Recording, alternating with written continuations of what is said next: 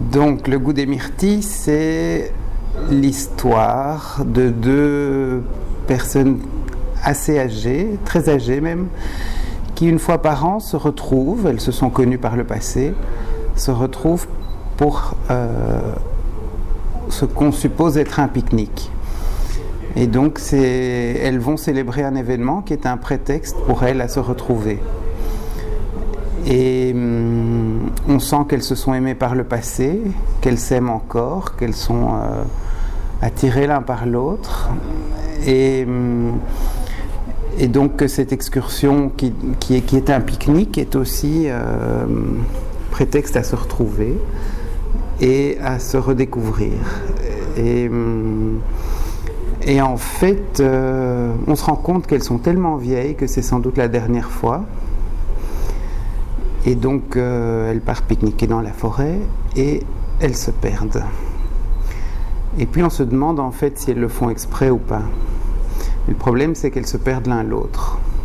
Parce que lui est un passionné par les papillons et pendant qu'elle fait la sieste, lui s'en va à la recherche d'un papillon. Et quand elle se réveille, le soleil est déjà bas et il n'est toujours pas revenu. Et elle part à sa recherche. Alors, donc, le goût des myrtilles, pour moi, c'est l'idée qu'un potentiel dernier jour de vie est aussi un prétexte à la cueillette aux instants de bonheur. Je dirais ça comme ça. Donc pour moi, c'est pas du tout un film sur la mort qui vient, c'est un film sur le bonheur. C'est l'idée qu'à n'importe quel moment, si on se donne la peine de saisir les instants qui nous entourent, on peut découvrir une forme d'éternité, de bonheur et c'est l'idée que la forêt est tellement présente autour d'eux, ils sont tellement réceptifs à cette forêt qu'elle les avale. Donc c'est peut-être une forme de... Ah, voilà, c'est en tout cas c'est un film sur ce passage-là.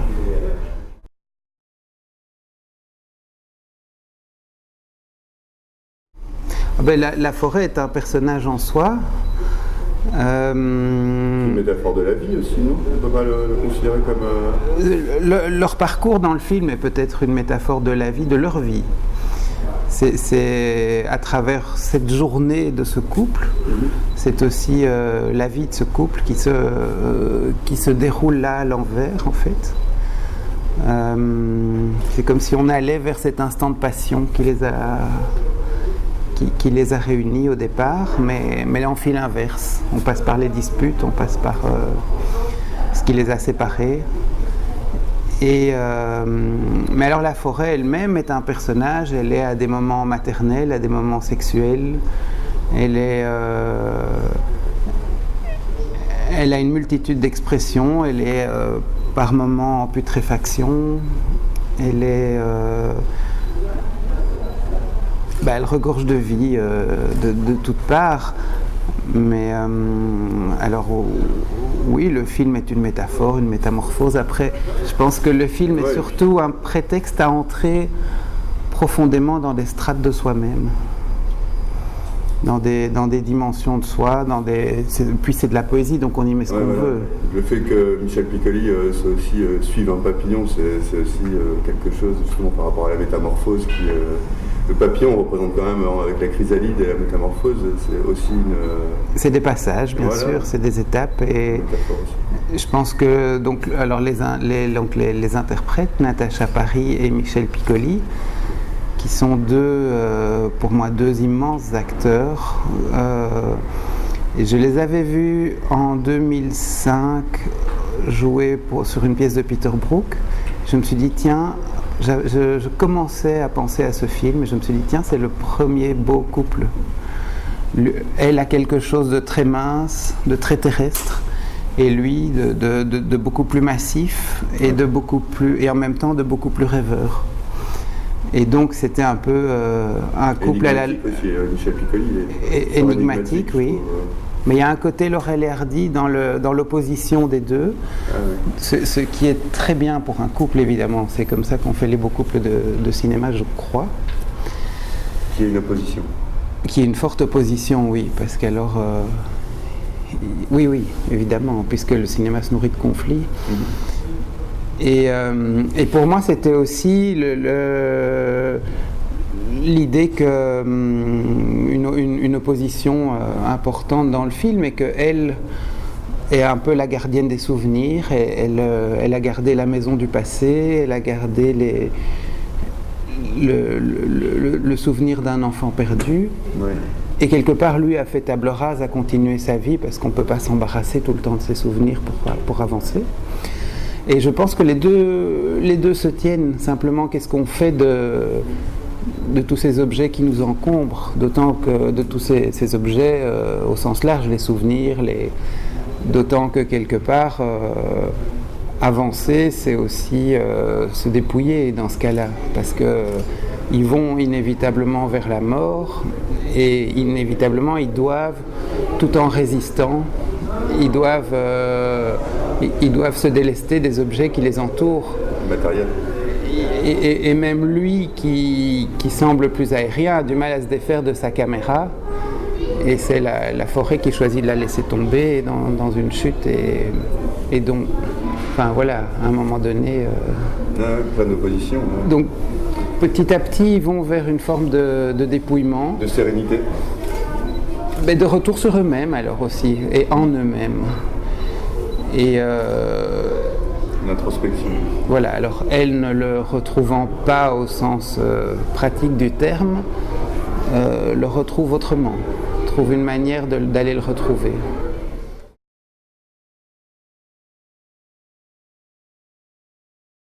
J'avais un désir de simplicité parce que j'ai un autre scénario qui est extrêmement complexe, qui est toujours en cours. Et je me suis dit, j'ai envie d'écrire une histoire très simple qui va être très facile à tourner. Et en fait, ça a mis 10 ans quasi, enfin 7 ans. Donc c'était tout sauf simple. Bah, en général, ouais.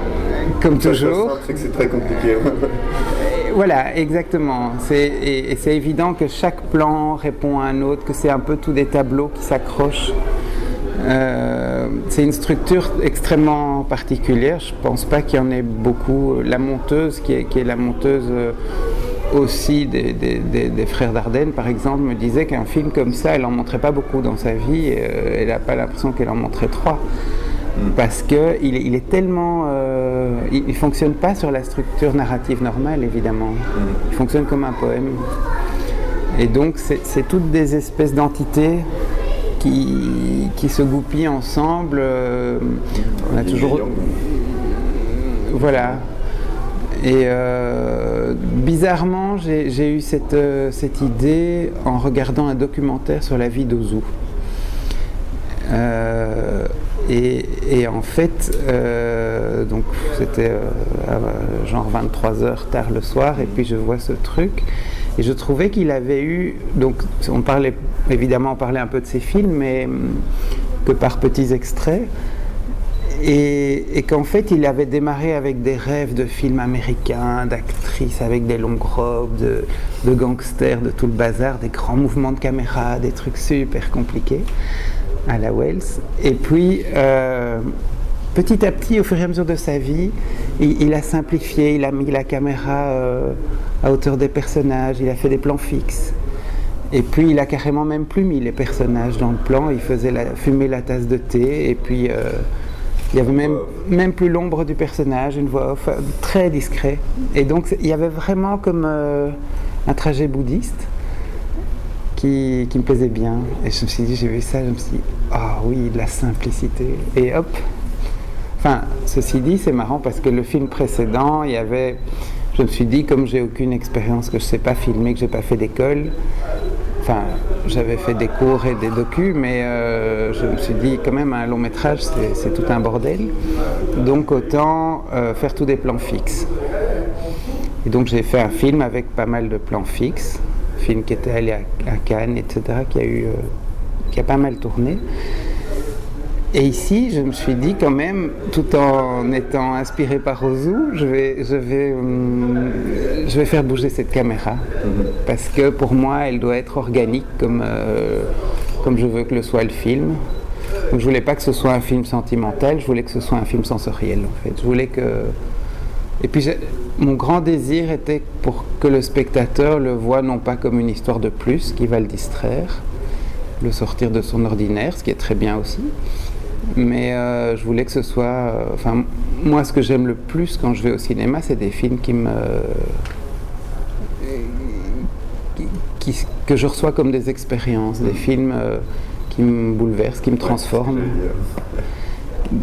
au sens littéral, quoi, qui me bouleversent, oui. Et qui offre matière à réflexion. Oui, ou qui me font voyager. Et je sais que moi, en tant qu'ornithologue, que je suis dans la vie aussi, quand je pars dans les jungles ou ailleurs, ce que j'aime vraiment, c'est quitter les gens avec qui je suis, partir tout seul et me perdre. À un moment donné, j'ai très peur. J'arrête et je retrouve mon calme, et c'est le moment où j'ai l'impression que tout peut venir à moi. Que les animaux peuvent arriver de partout. Il y a un côté... Après, c'est facile, on retrouve son chemin par les cours d'eau, par les monts, les buttes et tout ça, hein, mais c'est vraiment, j'ai l'impression que quand on part en voyage, c'est pas l'autoroute qui compte, c'est les chemins de traverse. Enfin, blablabla, quoi, mais... Non, c'est vrai, complètement. Et même, c'est le voyage qui compte, et pas forcément la finalité. Eh bien, ça, c'est évidemment sans doute une des clés du film, et quand la porte d'entrée est fermée, on entre par la porte du garage, et il y a toujours un chemin qui s'offre à vous, et c'est jamais le chemin prévu. En dernière position, comme si vous vous jetiez dans le vide en attendant qu'il y ait quelque chose sur lequel vous pouvez vous raccrocher. Oui, alors il y a aussi... ça, c'est parce que ce que vous dites me fait effectivement, quand j'étais petit, quand je tombais dans le vide, dans mes rêves, il y avait toujours un arbre au final, comme dans la BD. Mais qu'on ne voit pas quand on saute. On voit une fois qu'on a déjà sauté. Et évidemment, la branche plie et tout, et hop, il y a autre chose. Mais il y a effectivement dans ce film cette idée que... moi, par goût, la réalité en général m'emmerde. Donc j'aime bien partir aussi dans mes mondes imaginaires, qui soient ceux des histoires qu'on se raconte, des histoires qu'on rêve, des histoires que d'autres nous racontent, ou alors des sensations que la nature nous porte. Enfin, je pense qu'il y a plusieurs niveaux de réalité. Enfin, la réalité, elle m'emmerde pas évidemment, mais m'emmerde par moment. Mais je pense pas que... Enfin, on vit dans un monde extrêmement pragmatique, prosaïque, et on prend plus le temps de rêver. Oui, on prend plus le temps de rêver, donc d'être avec soi aussi. La plupart des gens, ouais. La plupart des gens, mais le système tel qu'il est nous invite à ça. Il y a quand même pas mal de films sur le monde du travail, et on est au règne du burn-out. Mais en même temps, les gens participent à ça aussi. Donc, et ici, c'est vrai que c'est un film total à contre-courant, mais je pense que même le cinéma participe de ça. Le cinéma d'aujourd'hui est un cinéma profondément distractif. Même les festivals, je crois, de plus en plus sélectionnent des films qui doivent marcher. Il y a cette idée d'efficacité, de nombre. Ce n'est plus la qualité, mais le nombre. Enfin, toute chose qui m'emmerde, et en même temps... voilà, si vous me faites parler, je parle à moi. Oui, non, justement, c'est le but. Mais après, il y a aussi, je pense qu'il y a une énorme part il n'y a pas que il y a une énorme part d'enfance aussi dans le film. Je pense que, sans être du tout la même chose, mais il y a un lien entre l'enfance et un âge plus avancé de la vie, où on a peut-être enfin la chance de renouer avec des formes de sensations, puisque de toute façon tout s'effiloche, la mémoire, le corps, et donc peut-être que dans ce désordre, cette boucle, oui, mais en tout cas il Oui, c'est vrai, il y a cette idée de boucle aussi. Quand Michel découvre le papillon dans le film, l'enfant fait le même trajet, donc est-ce que c'est son enfant ou l'enfant que lui a été?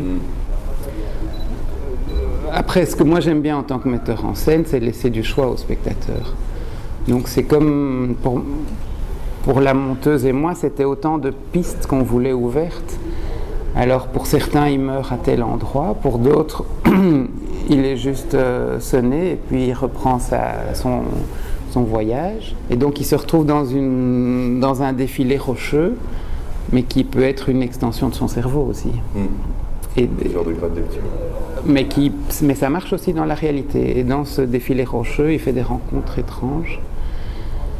Et puis il se retrouve dans un théâtre dans la forêt. Et dans ce théâtre, je trouve ça très beau. J'avais trouvé un amphithéâtre grec comme ça dans la forêt en repérage. Et à ce moment-là, j'ai réécrit une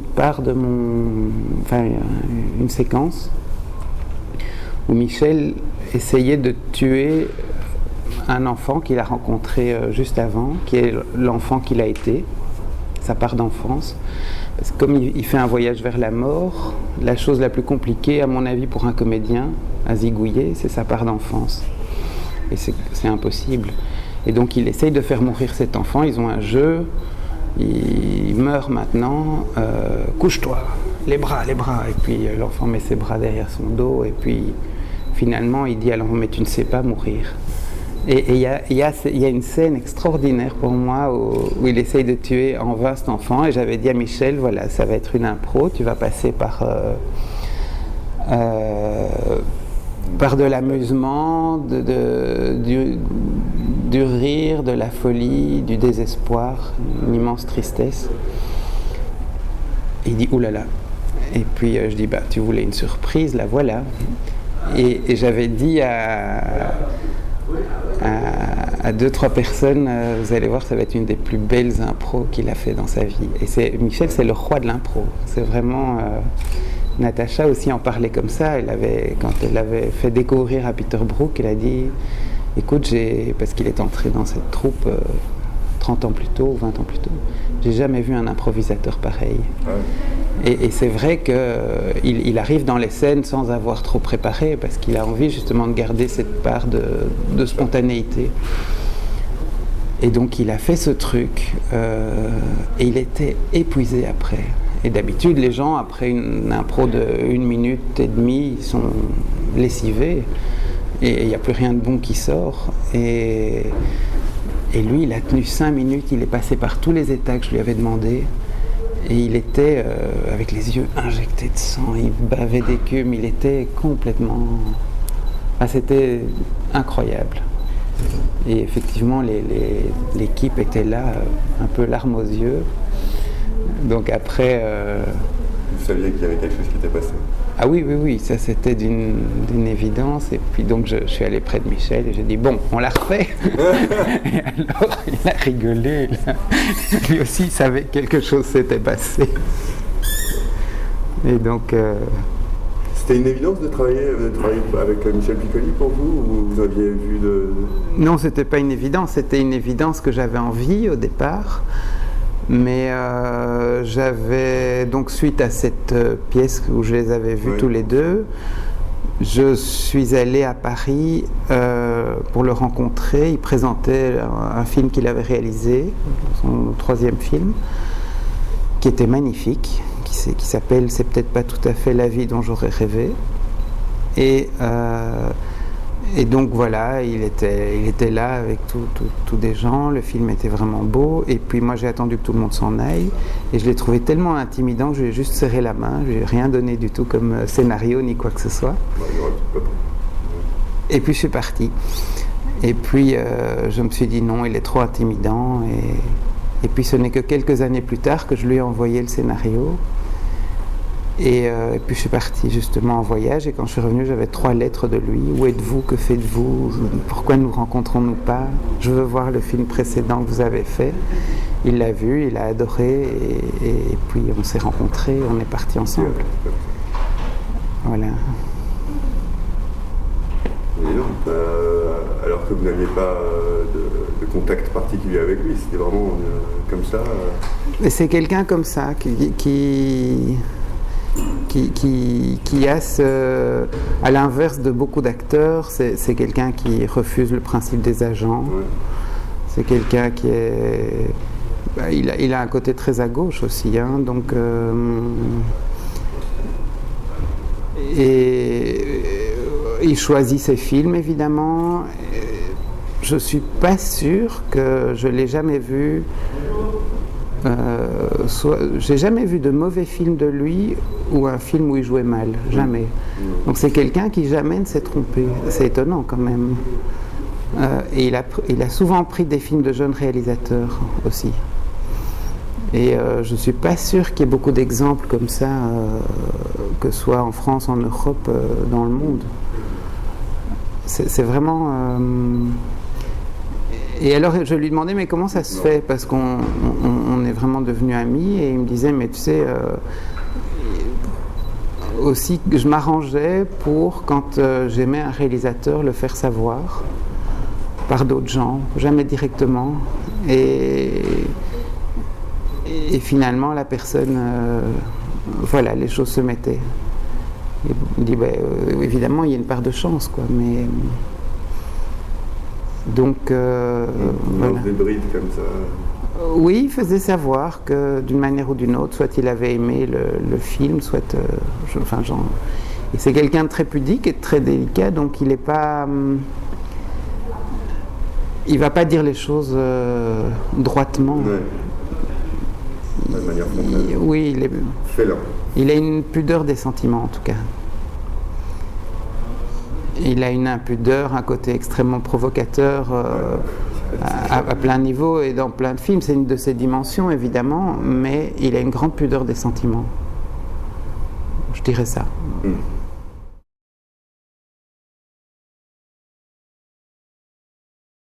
C'est-à-dire que le film précédent parlait d'un couple qui perdait son enfant et la femme refusait de l'accepter, donc réinventait cet enfant. Et c'était sur un an, tout le voyage imaginaire qu'elle fait avec cet enfant jusqu'à ce qu'elle le laisse partir. Et ici, le deuil d'un enfant mort 40 ans plus tôt est un pur prétexte pour faire un pique-nique et aller prendre du bon temps dans les bois. Et donc c'était l'idée de faire un peu le contraire, un film sur le bonheur. C'est quoi le bonheur ? C'est quoi qu'est-ce qui fait le bonheur, ou qu'est-ce qui fait la qualité de nos instants ? Et maintenant l'inspiration, ça peut venir de n'importe quoi. Il y a 3 jours, il y avait un fait divers en Belgique qui était... je lisais un petit encart de journal, et quelqu'un qui avait accueilli un clochard chez lui et qui finalement n'en pouvant plus, après avoir prié moult fois la personne de s'en aller. Et donc j'imaginais ce clochard prendre ses droits, ne plus faire la vaisselle, ci et là, devenir odieux. Et la personne l'a tué de 40 coups de chaise et de 30 coups de tournevis. Donc c'était vraiment un crime très spontané quelque part. Mais j'imaginais ce clochard tout à coup, les rôles s'inversaient. Comment, tiens, ça c'était drôle pour parler des bons sentiments. C'était une bonne idée, et puis je me suis dit mais non, ça existe. Et en fait, d'une certaine manière, Boudu sauver des os, je me demande même s'il ne va pas jusqu'à coucher avec la femme de l'autre. Il y a quelque chose où tout à coup le clochard devient roi, je l'imagine bien avec sa couronne. Voilà, et ça je trouvais que c'était une bonne manière un peu insolente de parler des rapports Occident et puis de tous ces gens qui arrivent en barque. Donc tiens, quelles sont nos bonnes intentions et nos mauvais usages. Voilà. Donc en tout cas, ce que je déteste le plus, c'est le politiquement correct.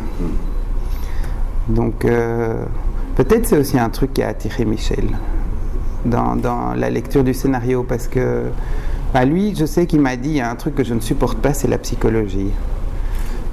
Et ça tombait bien, moi aussi. Donc, enfin, elle est toujours là, elle est présente, les choses se passent, sont animées de rapports psychologiques lointains, mais c'est pas mis en avant.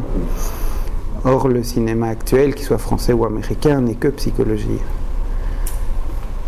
Et donc, comme s'il y avait que ça, quoi. Même plus de psychologie. Quoi. Oui, et en plus, elle est appauvrie pour l'action.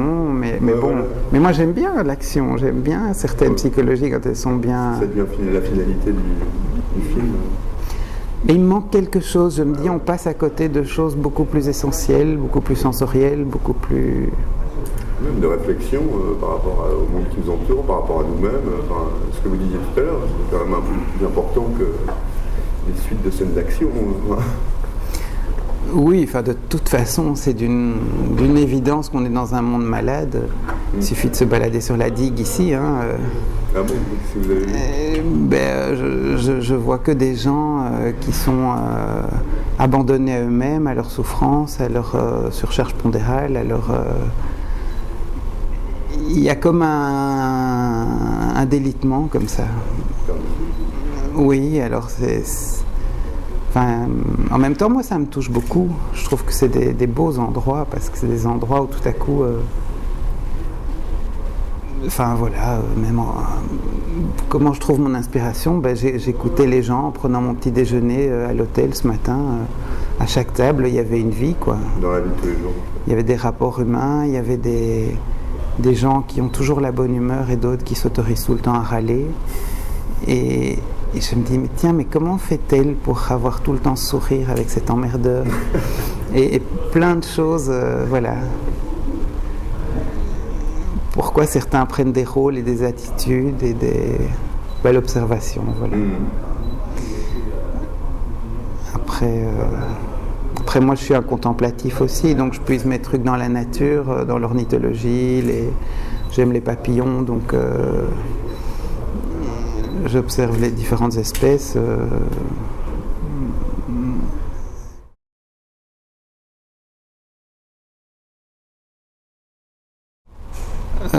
Mais c'est compliqué parce qu'il y a... Est-ce qu'il y a encore un cinéma indépendant déjà ? Oui, bien sûr, il y a un cinéma indépendant. J'ai l'impression qu'on arrive à une forme de cinéma hybride entre les deux. Oui, non, parce qu'il y a beaucoup de films... c'est quoi le contraire ? Traditionnel. On va dire c'est le mot que vous avez dit. Hein. On va dire les blockbusters, la distribution, le schéma classique de distribution. Oui.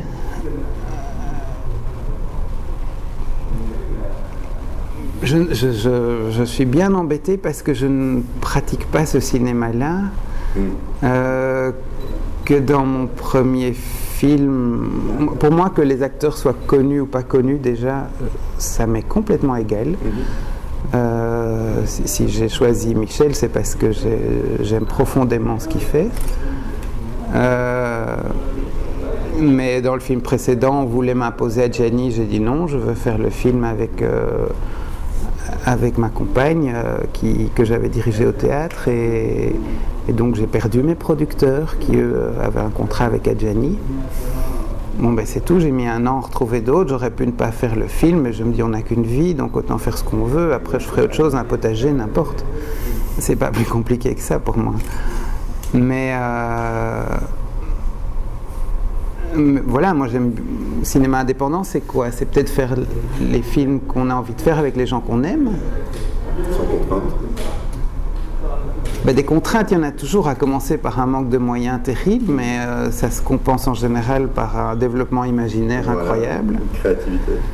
Et par une simplicité forcée aussi, qui amène une justesse. Maintenant, ce qui m'embête dans cette question, c'est que tout à coup, je devrais dire du mal du cinéma traditionnel, alors qu'il y a certainement de très bons films traditionnels. Il y a...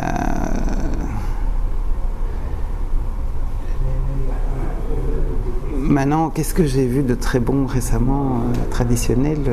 Oui, je sais plus, quoi. En tout cas, je sais que il y a de très bonnes séries, par exemple. quand on veut du vrai psychologique, maintenant, il faut aller plutôt vers les séries. Un peu plus de temps pour développer les personnages. Oui, cette série, ce truc policier américain, je ne sais plus comment il s'appelait, qui se passe dans les États du Sud avec 2 policiers. Ah, Matthew McConaughey et voilà. Harrison, trop détective. Où quelque part l'intrigue n'a plus d'importance. Et tout est bien. Ces gens sont incroyablement psychologisés. Et habités, différents, avec des trous de compréhension. On les capte pas, mais on est avec eux. Une manière de filmer. Quand ils baissent, c'est réellement excitant. Ils sont producteurs d'ailleurs tous les deux de la série. Producteurs exécutifs.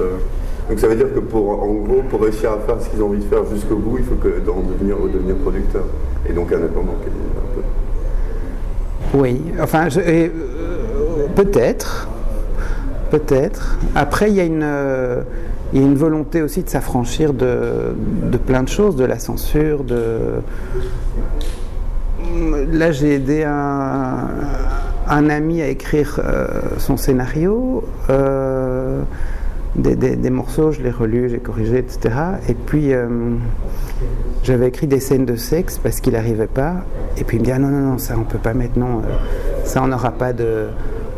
Alors, je me suis dit, mon ami, là, on n'est pas du tout sur la même longueur d'onde. J'ai rien dit, mais... Il y a quelque chose qui est désespérant. C'est le film va marcher ou ne va pas marcher. Est-ce que, c'est des choses, c'est des questions qu'un cinéaste indépendant se posera jamais. Peut-être c'est ça, c'est qu'il fonctionne déjà en producteur. Ah, ou dans le souci de bénéfices financiers. En fait. Il y a une question. Oui.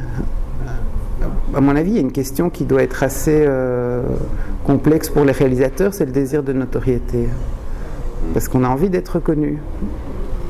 Et en même temps, certains ayant cette envie ne sont pas prêts à faire 36 concessions pour le faire. Et derrière, il y a toujours des producteurs pour vous en faire faire. Et je sais que moi, j'en ferai pas. Mais jusqu'à quand ? Et donc, dans une certaine manière, ce que je fais, c'est du cinéma indépendant. Mais je n'aurais pas été contre un succès. Mais je pense que c'est inhérent de ne pas en avoir un gros quand on fait un film comme ça. Déjà, le cinéma aujourd'hui s'adresse aux adolescents. C'est ce que Dominique appelait hier du cinéma popcorn, ou je ne sais plus, quelque chose comme ça. Et donc les films qui passent ici sont un peu des grosses tâches par rapport à du cinéma comme ça. Moi hier j'ai vu 2 beaux films. Moi ce que j'aime beaucoup dans le cinéma aussi, qui soit indépendant, oui, c'est en tout cas de découvrir autant d'univers différents. Et je pense que chaque réalisateur est un univers, et s'il y a 3 réalisateurs burkinabés, s'ils sont bons, il y aura 3 univers. Et ce qui m'embête un peu dans un certain cinéma même indépendant, c'est de retrouver les mêmes schémas que dans le cinéma américain. Et j'ai aussi vu ça.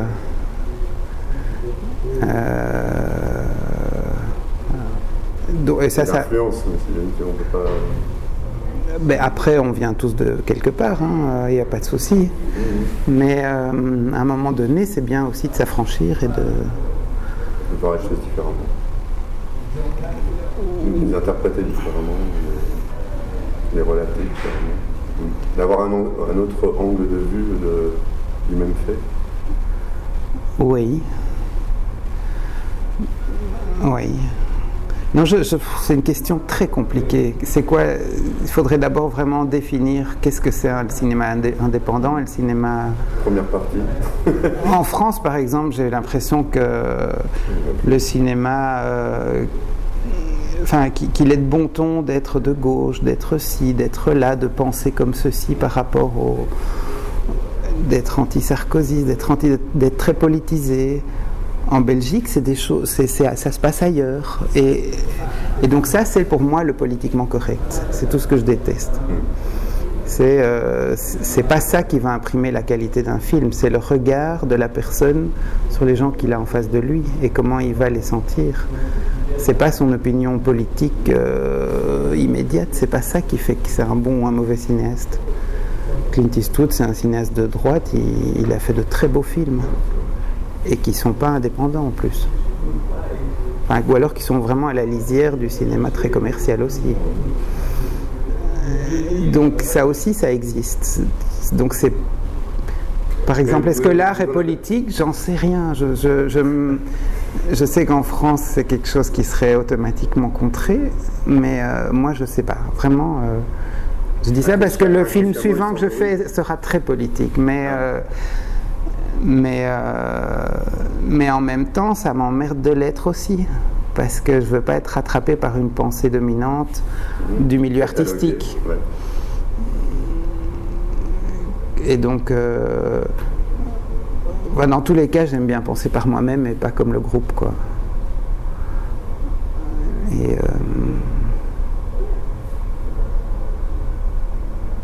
merci. Avec plaisir.